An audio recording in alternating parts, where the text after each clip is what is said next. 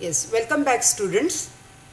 Now we are discussing module 2, lesson 3, part 2.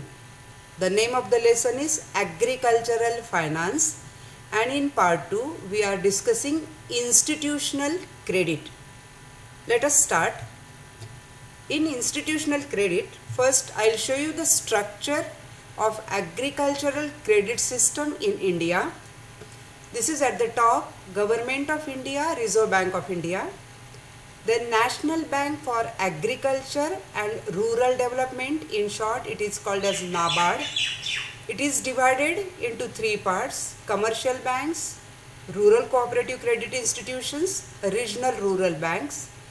Under commercial banks, there is a long-term credit structure, state cooperative agriculture and rural development banks, primary cooperative agriculture and rural development bank.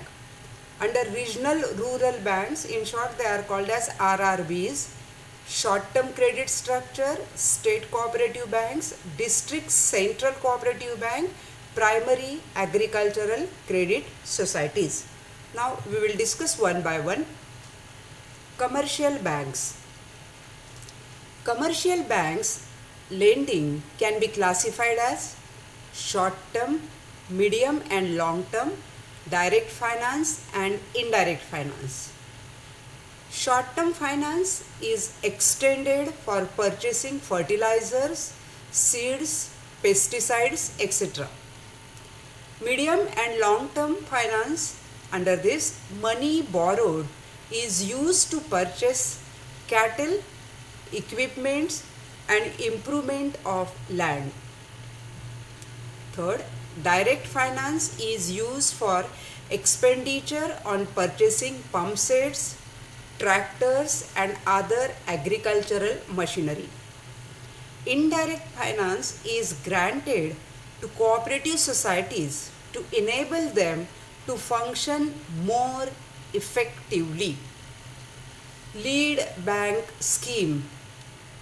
It was launched by RBI to make individual commercial bank responsible for the development of individual district. Cooperatives. Cooperative credit societies were established to provide rural credit at a lower cost. The cooperative bank provide short-term and long-term loan through credit societies. State cooperative banks are the apex of the cooperative credit structure. Central cooperative banks function at the district level and provide link between primary societies and state cooperative banks.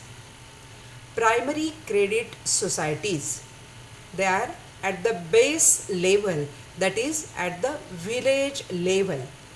They provide short and medium term credit to farmers.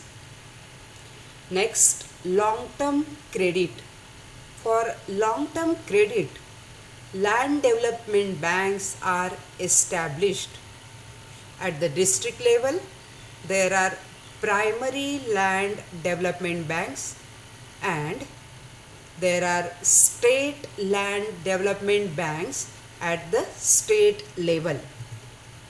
Regional rural banks, RRBs, they were established in 1975. These banks were regionally based, rurally oriented and generally sponsored by scheduled commercial banks.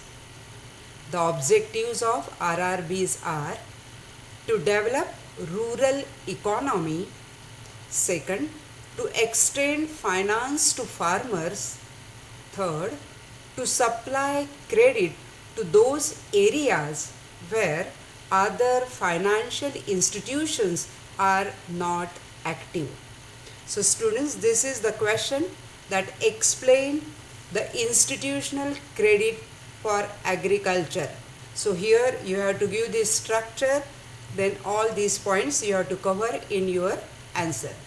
Thank you very much.